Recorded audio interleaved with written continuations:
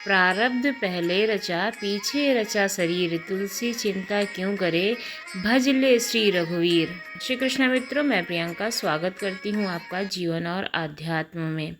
मैं सिमरू मात शारदा, बैठे जीवा आए, कार्तिक मास की कथा सुनाए, कमल हर्षाए।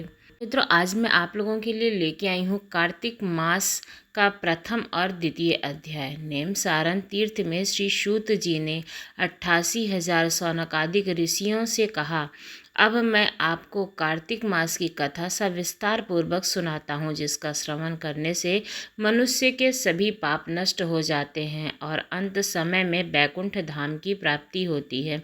सूत जी ने कहा, श्री कृष्ण जी से अनुमति लेकर देवर्षि नारद के चले जाने के पश्चात सत्यभामा प्रसन्न होकर भगवान श्री कृष्ण से बोली, हे प्रभु, मैं धन्य हुई, मेरा जन्म सफल हुआ। मुझ जैसी त्रिलोक सुंदरी के जन्मदाता भी धन्य हैं, जो अपनी 16,000 स्त्रियों के बीच में आपकी परम प्यारी पत्नी बनी। मैंने आपके साथ नारद जी को वह कल्प वृक्ष आदि पुरुष विधि पूर्वक दान में दिया, परंतु वही कल्प वृक्ष मेरे घर लहराया करता है। यह बात स्त्री को ज्ञात नहीं। हे त्रिलोकनाथी, मैं आपसे पूछने की इच्छुक हूँ, आप मुझे कृपया कार्तिक मास की कथा विस्तार पूर्वक सुनाइए, जिसको सुनकर मेरा हित हो और जिसके करने से कल्प पर्यंत भी आप मुझसे विमुख न हो। सूत जी आगे बोले, सत्यभामा के ऐसे वचन सुनकर श्री कृष्ण ने हंसते हुए सत्यभामा का हाथ पकड़ा और अपने सेवकों को वहीं रुकने के लिए कहा। विलास युक्त अपनी पत्नी को कल्प वृक्ष के नीचे ले आए, फिर हंस कर बोले, हे प्रिय, 16,000 रानियों में से तुम मुझे प्राणों के समान प्यारी हो। तुम्हारे लिए मैंने इंद्र और देवताओं से विरोध किया था।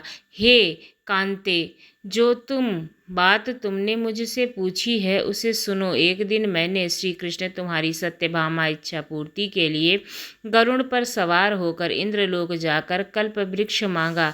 इंद्र द्वारा मना किए जाने पर इंद्र एवं गरुड़ से घोर संग्राम हुआ और गौलोक में भी गरुड़ जी कौवे से युद्ध किए। गरुड़ की चोंच की चोट से उनके कान तथा पूंछ कटकर गिरने लगे, जिससे 3 वस्तुएं उत्पन्न हुई।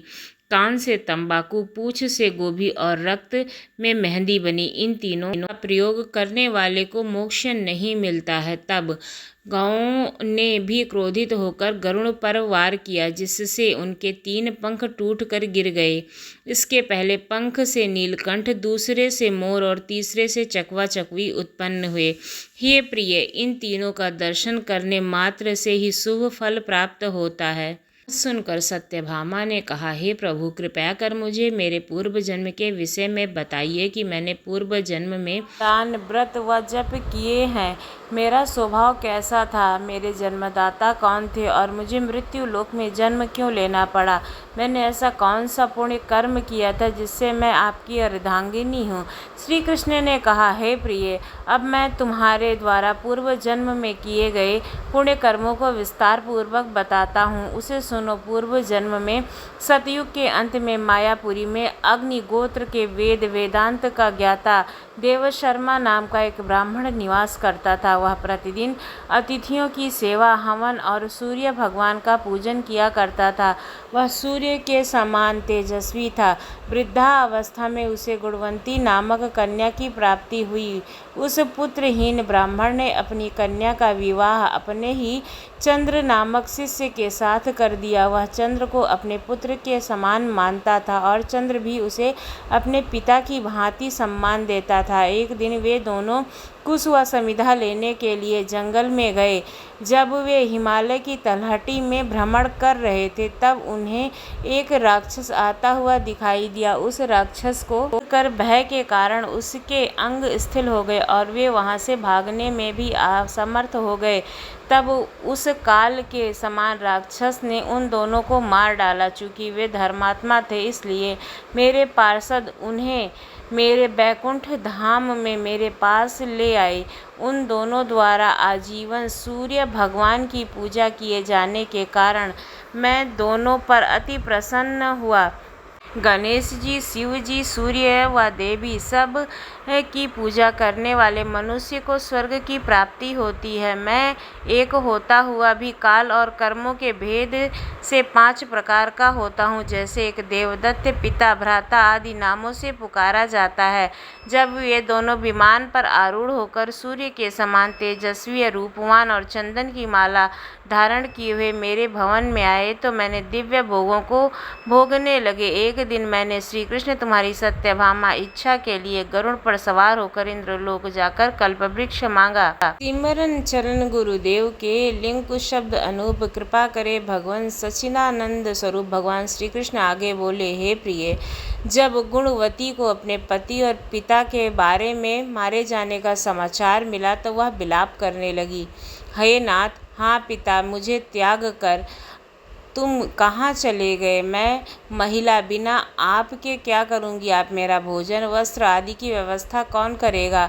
घर में मेरा प्रसंग, मेरा पालन पोषण कौन करेगा? मैं कुछ भी नहीं कर सकती तो मुझ विधवा की कौन रक्षा करेगा? मैं कहाँ जाऊँ? मेरे पास तो अब कोई नहीं रहा। इस प्रकार विलाप करते हुए गुणवती चक्कर खा करके पवित्र धरती पर गिर गई और बेहोश हो गई। बहुत देर बाद जब उसे पता चला तो वह पहले की ही भांति करुण विलाप करते हुए शोक सागर में डूब गई। कुछ समय बाद जब वह संभली तो उसे ध्यान आया कि मेरे पिता और पति की मृत्यु के बाद मुझे उनकी क्रिया करनी चाहिए ताकि उनकी गति हो सके। अपने घर का सारा सामान बेच दिया और धन प्राप्त कर लिया। फिर आदि कर्म किए। वह उसी नगर में 8 पहर भगवान की भक्ति करने लगी। वह मृत्यु पर्यंत तक नियम को, एकादशियों का व्रत और कार्तिक मास में उपवास करती रही। हे प्रिय, तृतीया और कार्तिक व्रत मुझे बहुत प्रिय है। 3 लीन भुक्ति, पुत्र और विमोचन प्राप्त होते हैं। कार्तिक मास में जब तुला राशि का सूर्य होता है तथा ब्रह्म मुहूर्त में स्नान व व्रत व उपवास करने वाले मनुष्य मुझे बहुत प्रिय होते हैं, क्योंकि यदि वे पाप भी करते हैं तो मैं स्नान व व्रत के प्रभाव से उन्हें मोक्ष प्राप्त कराता हूँ। कार्तिक मास में मंदिर में स्नान, दीपदान और तुलसी के उपाय करने वाले और भगवान विष्णु के समान हैं। मैं उनके चक्कर से उदासी दूर कर देता हूँ। यह गुणवती भी अलौकिक श्रद्धा, कार्तिक का व्रत और भगवान विष्णु की पूजा करने लगी। है प्रिय, एक बार उसे ज्वर हो गया और वह बहुत फायर हो गई। फिर भी उसने किसी भी प्रकार से गंगा स्नान के लिए चली जाती थी। गंगा तक तो वह पहुंच गई, लेकिन शीतलता के कारण वह बुरी तरह से कांप उठ रही थी।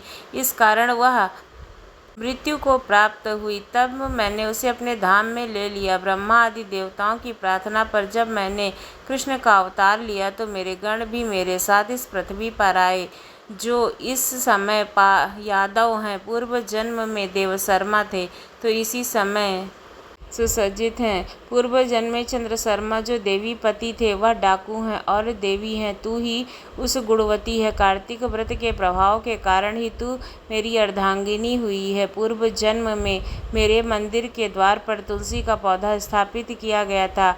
इस बार वह तुम्हारे महल के आंगन में कल्प वृक्ष के रूप में स्थापित है। उस जन्म में जिसने भी दान किया था उसी के कारण उसका देह इतना सुंदर है और घर में साक्षात लक्ष्मी का वास है। मांगे हुए पूर्व जन्म में अपने सभी व्रतों के फल स्वरूप विष्णु को उसी के प्रभाव से साथ मिला है। इस जन्म में तुम मेरी प्रिय पत्नी हुई। पूर्व जन्म में बताए हुए नियमों के अनुसार जो कार्तिक मास का व्रत किया गया था उसी के कारण से मेरा और कभी वियोग नहीं होगा। इस प्रकार कार्तिक मास में व्रत आदि करने वाले मनुष्य मेरे नाम के समान प्रिय हैं। दूसरे जप, तप, यज्ञ पाए जाने वाले व्रतों का फल बहुत कम होता है, लेकिन कार्तिक मास के व्रतों का भाग भी बहुत कम होता है। इस प्रकार सत्यभामा भगवान श्री कृष्ण के मुख से अपने पूर्व जन्म के पुण्य का प्रभाव सुनकर अत्यंत प्रसन्न हुई। यहीं पर कार्तिक मास का 2वां अध्याय समाप्त होता है। मिलते अगले अध्याय में।